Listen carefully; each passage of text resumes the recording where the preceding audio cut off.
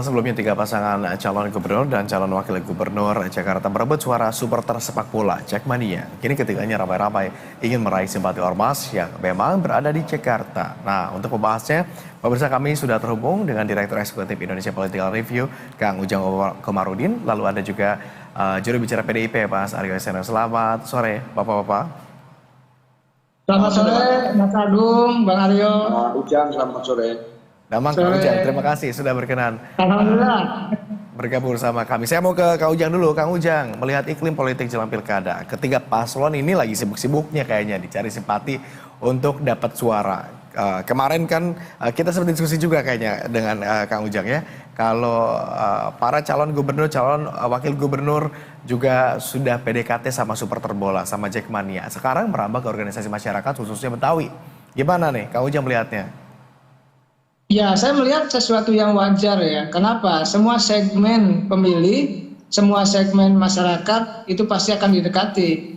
Siapapun yang punya potensi besar sebagai pemilih, maka ya suka tidak suka harus dijalani silaturahmi, didekati, bahkan ya bukan hanya didekati ya, diminta untuk mendukung. Nah, dalam konteks itu ya tadi segmen pemilih besar itu apa? Ya sepak bola, lalu ormas, ada mungkin juga nanti kepemudaannya Karang Taruna, KNVI, macam-macam. Oleh karena itu saya melihat apa yang dilakukan oleh para kontestan, para kandidat, semuanya baik ya, semuanya positif karena mereka tentu bukan hanya silaturahmi tetapi membawa ide dan gagasan, membawa program, membawa apa yang akan katakan dilakukan ketika mereka terpilih. Dan ini menjadi sesuatu yang bagus ketika misalkan aspirasi dari tadi ya yang ditemui misalkan warga Betawi atau segmen masyarakat lain yang punya aspirasi kepada kandidat lalu disepakati dan bisa diimplementasikan ke depan, itu sesuatu yang positif. Jadi memang tugas dari para kandidat adalah mendekati mereka untuk bisa dijadikan sebagai pemilih, dan tentu basisnya adalah basis ya program, basisnya ada basis visi misi, basisnya adalah basis platform ya kebijakan, lalu basisnya juga ide dan gagasan. Jadi saya meyakini apa yang dilakukan oleh para kontestan adalah sesuatu yang baik bagi warga Jakarta, karena pasti yang ditawarkan adalah sesuatu yang positif. Misalkan tadi Pak RK ingin menyiapkan dana untuk RW misalkan 100 sampai 200 juta. Bang Rano Karno tentu tadi ingin peduli kepada masyarakat Betawi terkait dengan budaya Betawi yang harus memang dilestarikan, adanya perda yang berpihak kepada kebudayaan Betawi. Itu kan sesuatu yang menurut hemat saya positif ya, dalam konteks mereka silaturahmi, roadshow ataupun tebar pesona ke warga Jakarta begitu. Tebar pesona ke warga Jakarta. Kalau kita melihat ini kayaknya yang bisa merasakan dampaknya lebih besar, jagoannya ini paling diuntungkan. Saya coba ke PDIP nih, Mas Aryo. Mas Aryo, kayaknya jagoannya paling diuntungkan. Ngerasa pede nggak nih bisa raup suara ormas beserta warga Jakarta? Kan sosok Bang Dul ini juga Jakarta banget gitu ya?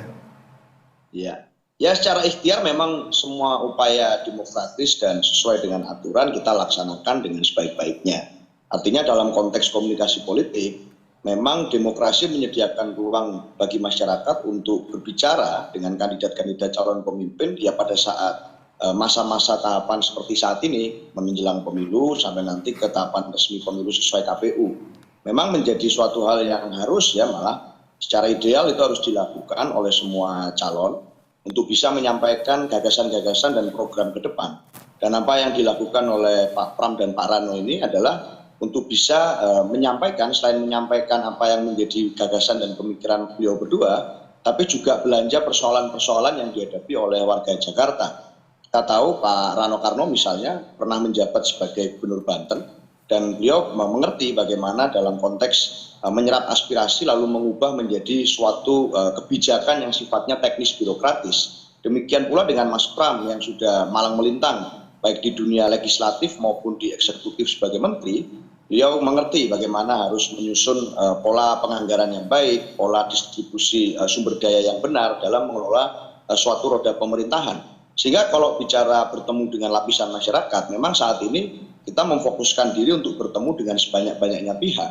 tidak hanya dengan kelompok ormas misalnya, katakan tadi ada yang disebut dari FBR, tapi juga dengan teman-teman generasi muda, juga dengan kelompok-kelompok masyarakat, termasuk dengan mantan-mantan gubernur. Sudah ada setidaknya Pak Fauzi Bowo, Bang Sutioso, lalu juga Pak Anies dan Pak Ahok yang sudah bicara dengan Mas Pram dan Pak Rano. Sehingga dalam konteks itu saya rasa ini adalah momentum yang paling baik, malah akan jadi aneh kalau ada suatu pemilu yang calonnya tidak menyampaikan gagasan, calonnya tidak berani datang ke tempat-tempat di mana ruang diskusi itu terjadi, calonnya kemudian malah menghindar dari pembahasan-pembahasan publik, itu malah pemilu yang aneh.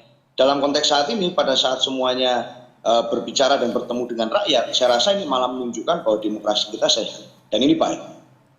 Oke, saya kembali ke Kang Ujang. Kang Ujang, kalau kita coba kalkulasi nih, hitung-hitungan, seberapa besar sih signifikansi dari suara ormas ini begitu untuk wilayah Jakarta, untuk Pilkada Jakarta? Ya, tentu kan begini, kalau kita tarik yang lebih besar lagi, misalkan dulu capres-cawapres kita kan sewan ke ormas-ormas besar gitu, NU, Muhammadiyah, Persis, dan lain-lain ya. Hari ini pun sama, ketika Pilkada Jakarta, tentu beliau-beliau, para kandidat dan pasangan itu ya bertemu dengan ormas-ormas besar, termasuk ormas dalam konteks kesukuan ya.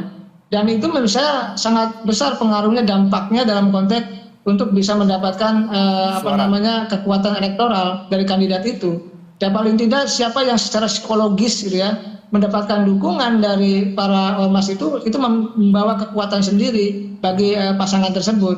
Oleh karena itu merangkul, merekrut, menjadikan mereka sebagai katakanlah sahabat, sebagai teman, apalagi sebagai pemilih di 27 November nanti menjadi sebuah kekuatan tersendiri bagi pasangan calon. Oleh karena itu saya melihat ukurannya ya tentu ukuran biasanya kalau kuantitas adalah ukuran jumlah. Berapa jumlah ormas tersebut? Biasanya misalkan jumlah Bamus Betawi berapa, FPR berapa, ormas-ormas lain berapa, tentu itu kan dikalkulasi, walaupun memang dalam konteks pemilihan di TPS nanti ya tidak mesti bulat, biasanya juga tersebar kemana-mana. Tetapi paling tidak ketika sudah mendapatkan dukungan dari ormas-ormas itu, secara psikologis itu menjadi sebuah kekuatan tersendiri bagi pasangan calon yang memang mendapatkan dukungan. Jadi saya meyakini kalau soal elektoral ya harus dikaji lagi, harus disurvei dengan objektif soal tadi kekuatan elektoral dari ormas-ormas itu. Tetapi saya ingin mengatakan tadi dukungan psikologis itu penting, walaupun nanti di TPS bisa dikonversi menjadi suara, bisa juga tidak. Tetapi memang kalau kita bicara pemilu secara umum, ya banyaknya gitu ya, masing-masing daerah berbeda.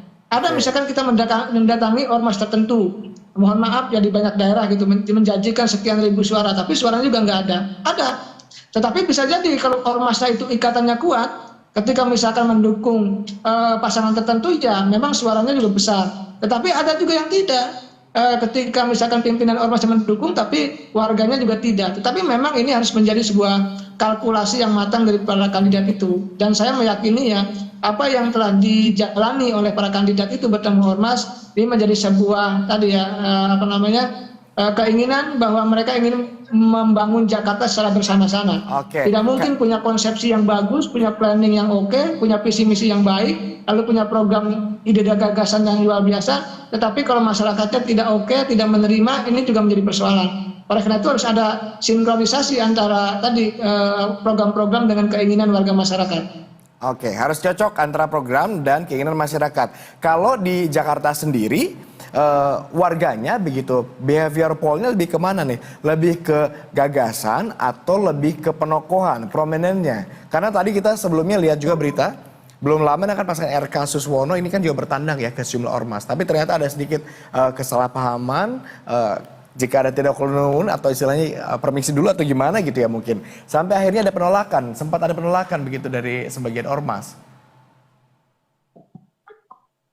Ya, menurut saya gini, warga Jakarta well informed ya, sangat melek terkait dengan informasi. Oleh karena itu ya basisnya rasionalitas. Kalaupun memang misalkan ada penolakan gitu ya, itu karena memang mungkin saja ada komunikasi yang tidak nyambung. Mungkin pimpinannya mengokekan RK datang, tapi warga yang lain mungkin belum tahu, atau bisa jadi dukungannya berbeda. Bisa jadi. Oleh karena itu saya melihat komunikasi menjadi penting dalam konteks berkampanye atau sosialisasi terkait dengan ide gagasan yang ditawarkan oleh para kandidat. Nah, apakah memang tadi bicara soal perilaku pemilihnya kemana, apa berbasis rasionalitas, lalu berujung kepada ketokohan? Kalau pilkada memang kita bicara ketokohan, bicara kandidat yang memang dianggap cocok, dianggap layak, dianggap mampu, dianggap bisa untuk katakanlah merubah Jakarta ke yang lebih baik. Tetapi kalau kita bicara yang lebih besar, yaitu bukan hanya ketokohan tadi, tapi ada juga komunikasi yang harus dibangun tadi sehingga kesalahpahaman itu tidak terjadi. Tetapi saya meyakini wajar kalau ada penolakan, kalau ada gesekan, ada kesalahpahaman, itu menjadi sebuah dinamika saja dalam konteks perjalanan tadi ya silaturahmi yang dibangun oleh para kandidat itu. Karena semuanya tidak mungkin smooth ya, semuanya pasti ada dinamikanya sendiri-sendiri. Oke, kalau Mas Aryo gimana melihatnya nih? Sayang sekali kami juga sebetulnya sempat mengundang dari kubu satunya lagi begitu, tetapi tampaknya belum berkenan untuk bergabung, belum ada kesempatan untuk bergabung. Mas Aryo dulu deh, gimana melihat ini? Ya, pada poinnya adalah penawaran yang kami berikan kepada masyarakat Jakarta selama ini adalah penawaran Jakarta ke depan yang berbasis programatik yang gagasannya berangkat dari persoalan yang membumi yang memang dihadapi oleh masyarakat Jakarta sehari-hari. Kita tahu bahwa secara konteks posisi, status Jakarta itu kan dalam waktu dekat sudah bukan lagi kota, secara de jure maupun de facto akan dipindahkan. Maka dalam konteks itu harus dipersiapkan dengan sedemikian rupa agar kota metropolitan sekelas Jakarta tetap dapat melayani warganya dengan baik, dengan memenuhi kebutuhan dasarnya dan menjawab tantangan zaman yang semakin berkembang. Tetapi tidak bisa juga dong gagasan itu berangkat dari langit ketujuh.